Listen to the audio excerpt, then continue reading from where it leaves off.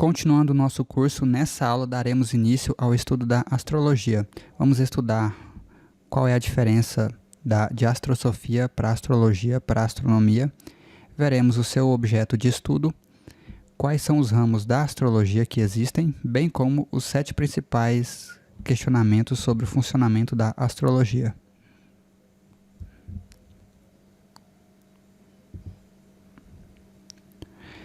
Esse primeiro tópico ele é muito importante porque os cursos geralmente não costumam ensinar qual que é a diferença entre essas 3 coisas.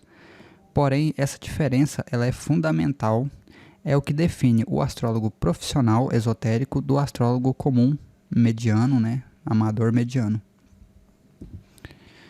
Então a palavra astrosofia ela deriva da palavra astro, que quer dizer corpos celestes, sofia quer dizer conhecimento, e o seu objeto de estudo, portanto, é o macrocosmos, é o conhecimento sobre todos os corpos celestes.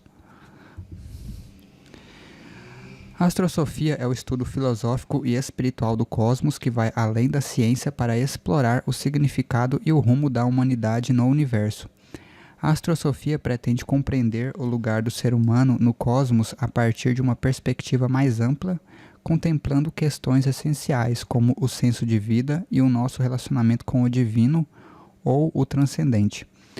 Percebam, portanto, que a astrosofia ela é muito ligada àquele conceito da Cabala, que tudo está impregnado pelo divino, e com a astrosofia não é diferente. A astrosofia ela entende que nós, entre aspas, somos filhos do céu, se é que eu posso dizer assim.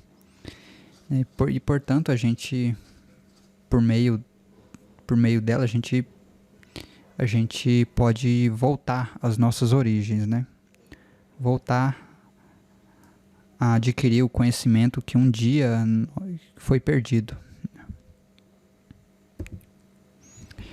Já a astrologia, ela é uma palavra que deriva da palavra astro, que é corpos celestes, logia, que é razão, no sentido de ordem e conhecimento, e tem como principal objeto de estudo o microcosmos.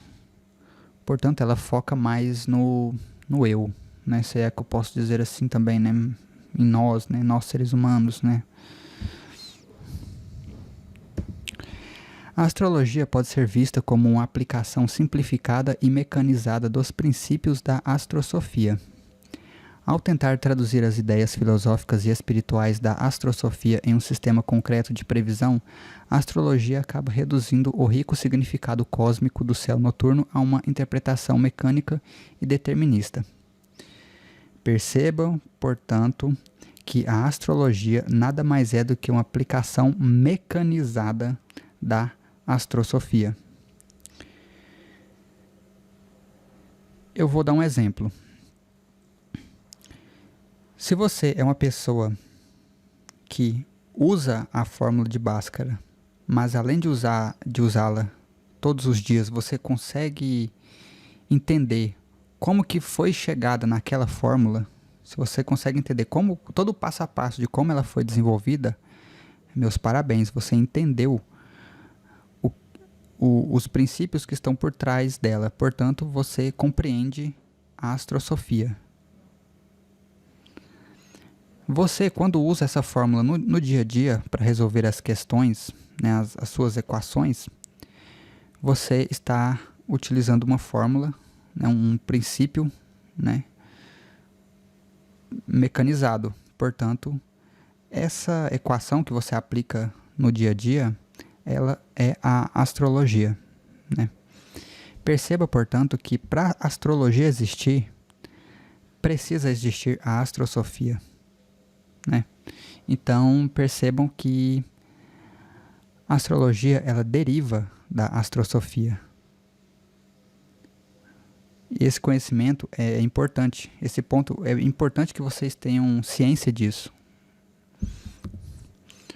E por fim, nós temos aqui a astronomia, que vem da palavra astro, que quer dizer corpos celestes, nomia, que quer dizer lei, e portanto ela estuda os objetos visíveis, a lei de movimento desses objetos visíveis.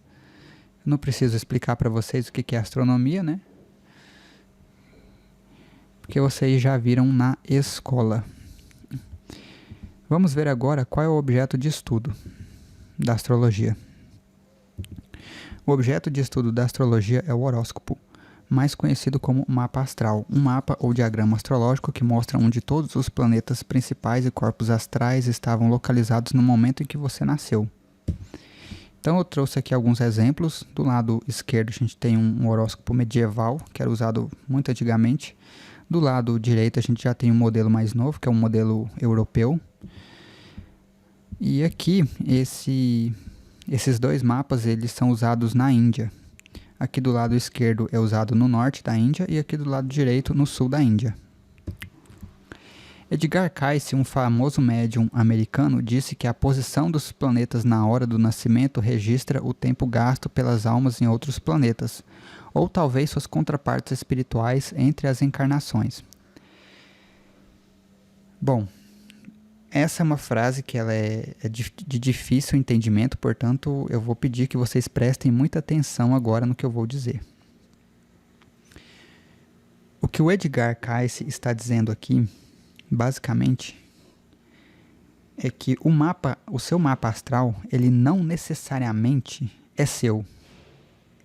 Por exemplo, os talentos que estão evidenciados nele, bem como outros aspectos positivos, bem como negativos, na verdade, eles podem ter sido, essas experiências podem ter sido adquiridas por sua contraparte espiritual, que é uma pessoa que é o inverso de você.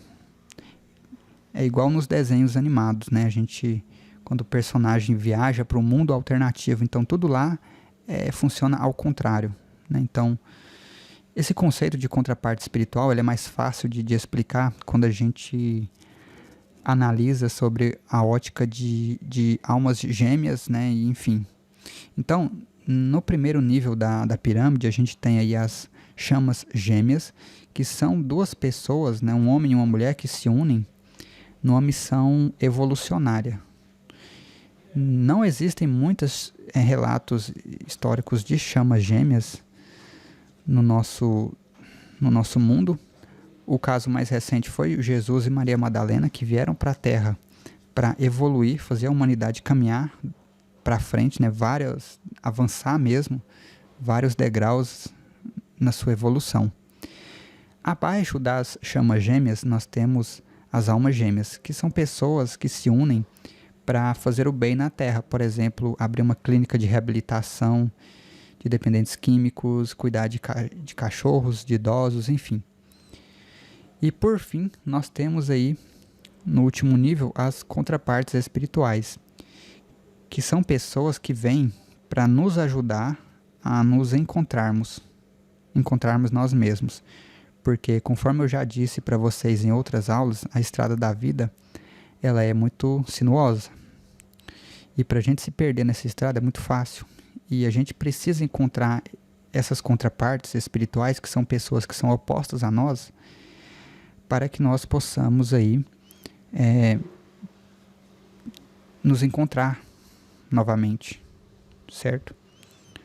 Então, o que o Edgar Cayce está dizendo nessa frase é que o nosso mapa astral, ele pode ser o resultado desse intercâmbio de energias que aconteceu com a nossa contraparte espiritual. É como se, nesse exato momento que eu estou aqui falando com vocês, tem uma contraparte espiritual minha vivendo uma vida que é totalmente diferente da minha, certo? Mas que quando a gente morrer, vai haver esse intercâmbio de energias. E isso vai ficar registrado nos nossos corpos sutis, que eu já expliquei para vocês sobre esses 7 corpos lá na aula de princípios esotéricos, né? Então, o que Edgar Cayce está falando aqui é isso. Então ele diz: assim como encontramos aqui, essas são as características, como se poderia dizer, que surgem como uma composição dos aspectos mentais ou espirituais e materiais. O que ele basicamente está descrevendo aqui é esse intercâmbio de energias que eu descrevi para vocês. Se mesmo explicando ainda ficou confuso, eu aconselho que vocês vejam essa série chamada Amanhecer, na Netflix. Ela é uma série coreana, porém dublada, Eu já recomendei essa série para vocês, mas se vocês ainda não viram, agora é a hora. Agora eu realmente vou precisar que vocês vejam essa série. Também indico esse livro, que é um livro espírita, né, chamado Violetas na Janela, bem como esse outro filme espírita chamado O Nosso Lar. Eu aconselho fortemente que vocês consumam todo esse conteúdo que eu sugeri aqui para que vocês entendam de fato para onde a gente está caminhando com o nosso curso de astrologia. Vamos agora estudar os ramos da astrologia, né? Assim como o direito, né, a astrologia ela é dividida em ramos. Então a gente tem a astrologia mundana, e como o próprio nome sugere, é uma astrologia que estuda os aspectos mundanos. Então é política, desastres, crises, guerras, enfim. A gente tem a astrologia natal, que estuda o ser humano em si. A gente tem a astrologia horária, que busca responder questões específicas, né, como se fosse um oráculo. E a gente tem a astrologia eletiva, que busca escolher o melhor momento, né, para uma tomada de ação. A gente tem mais, tá? Tem muitos mais. Esses aqui são os tradicionais, mas atualmente nós temos também a astrologia vibracional. Enfim, tem aspectos da astrologia que focam mais na energia. Esses aspectos aqui focam muito mais na causa. E eu já falei para vocês na aula inaugural desse curso que eu tenho um problema com astrólogos que focam na causa e não nas causas subjacentes das causas. Então vamos estudar agora, por último, os 7 principais questionamentos sobre o funcionamento da astrologia. São perguntas que todo estudante que está começando o seu estudo tem. Todo mundo tem essas perguntas. Então, para já adiantando, né, esses questionamentos, eu já trouxe eles aqui para que vocês já entendam. Então, a astrologia pode nos dar informações minimalistas sobre o comportamento de um indivíduo? Resposta: o escopo da astrologia somente pode dar regras gerais. Todas as tentativas de prever fielmente o comportamento humano tendem a fracassar, visto que a alma humana não está a todo tempo sob tais influências.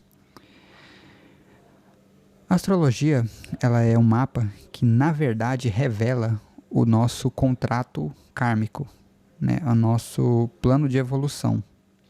Então, vai haver alguns momentos na nossa vida em que, entre aspas, o universo vai pegar as rédeas do nosso corpo e da nossa vida. Ele vai literalmente mandar em nós, tá? Então, vai haver alguns momentos específicos que a gente vai estar fortemente sendo influenciado por toda essa energia planetária, cósmica, tá?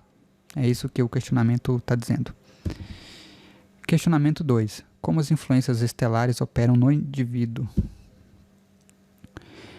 É sugerido como hipótese de trabalho que a ação das estrelas é principalmente ou inteiramente recebida na aura, ou campo individual para as operações de forças ocultas, e que a partir daí afeta todo o resto da constituição humana, incluindo mente e alma, que entretanto não está de forma alguma passivamente sujeita a esses efeitos.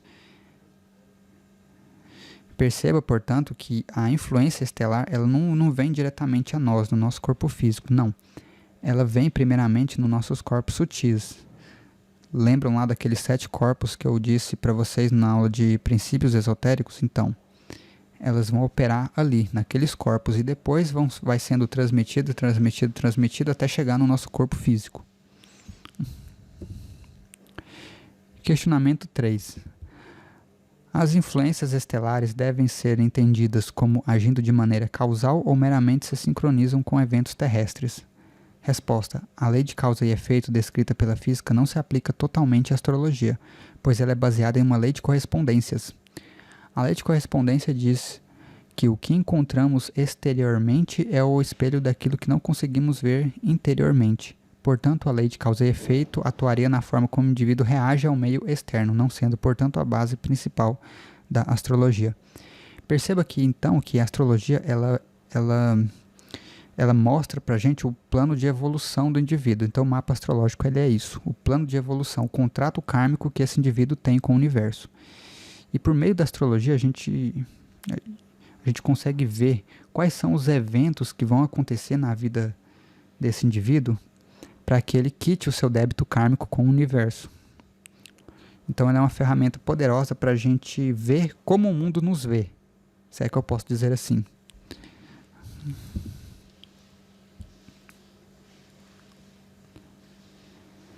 Questionamento 4. As influências planetárias são mais fortes durante o nascimento do que em qualquer outro momento da vida? E bom, não tem nenhuma razão para isso, tá? Então a resposta é um grande não. Questionamento 5. De que forma as influências planetárias interferem no pós-natal do indivíduo? Resposta: a alma precisa de um corpo para se manifestar na matéria. Por meio da lei da atração, a alma recebe as influências planetárias necessárias, de acordo com o seu caráter. Essa recepção da influência estelar afeta o corpo de maneira criptografada e por meio do corpo as paixões, as emoções e a mente também são influenciadas. É o que eu já falei, pessoal. Você nasce num momento específico, numa época específica, num lugar específico, não é à toa. É para você receber as influências necessárias para você moldar o seu caráter, né? Essas influências vão te acompanhar durante toda a vida, né? E por meio dessas alterações, por meio dessa influência planetária, a gente vai recebendo visões, enfim, dicas sobre como a gente tem que agir, né? E essa energia, ela influencia tanto a nossa mente, quanto as nossas emoções, quanto, enfim, acaba nos bagunçando por completos, né? Eu já vivenciei isso e sei muito bem como é e, cara, é muito estranho, porque você literalmente tem momentos que você perde o controle do seu corpo, literalmente. Questionamento 6. Até onde vai a influência planetária e o livre-arbítrio contido em cada um de nós? Resposta. Nossas faculdades racionais são, é claro, inteiramente imunes em si mesma aos efeitos estelares. O máximo que as influências astrológicas podem fazer é interferir por meio do corpo e de outras condições inferiores em seu exercício livre. Perceba, portanto, que nós não temos livre-arbítrio. Nós não temos. Nós estamos sujeitos a esse plano de evolução que a gente traçou antes de nascer. Então, antes de nascer, sim, havia um livre-arbítrio. A gente poderia escolher alguns critérios, né, alguns aspectos da nossa vida, mas uma vez que a gente se comprometeu com esse plano de evolução, os corpos celestes, né, essa energia estelar que a gente vai absorver durante a vida, vai fazer, percebam, prestem atenção no verbo que eu estou utilizando, vai garantir que a gente passe por toda essa evolução, fazendo inclusive com que em momentos específicos da nossa vida a gente não consiga exercer a nossa própria faculdade mental racional. Ou seja, literalmente, em alguns momentos da nossa vida, a gente vai fazer origami, vão fazer origami com o nosso papel de trouxa. Tá? Questionamento 7. Como usar a astrologia da maneira correta? O estudo da astrologia pode tender, quando mal compreendido, a promover uma atitude mental fatalista e assim produzir consequências terríveis. Todo ato de sensacionalismo deve ser banido da atitude do astrólogo profissional, mas esse ideal nem sempre é conseguido. Perceba, portanto, pessoal, que o astrólogo que até hoje ainda interpreta a astrologia com aquele viés fatalista, como de que o que ele interpretou ali vai acontecer, está muito errado, está errado demais. A astrologia, ela lida com energias, portanto, ela é um espectro, onde você vai do 0 a 1. A função do astrólogo é interpretar em qual ponto desse espectro essa energia está influenciando o indivíduo. Esse é o papel do astrólogo, e não interpretar se amanhã vai acontecer tal coisa, se daqui 10 anos, 20 anos vai acontecer tal coisa. Não é isso. Não é esse o papel do astrólogo. Se vai acontecer, não é se vai acontecer. A questão é, qual é o impacto disso na minha vida? Essa é a pergunta correta. Então, tá aí a referência bibliográfica, para quem quiser. Eu tirei esses questionamentos desse livro, chamado Sete Grandes Problemas da Astrologia. Embora o livro mencione como problemas, na verdade eu considero como grandes questionamentos, né? Onde esse livro ele faz grandes reflexões aí, tá? Muito interessante esse livro. Então, agora me despeço de vocês e nos vemos nas próximas aulas.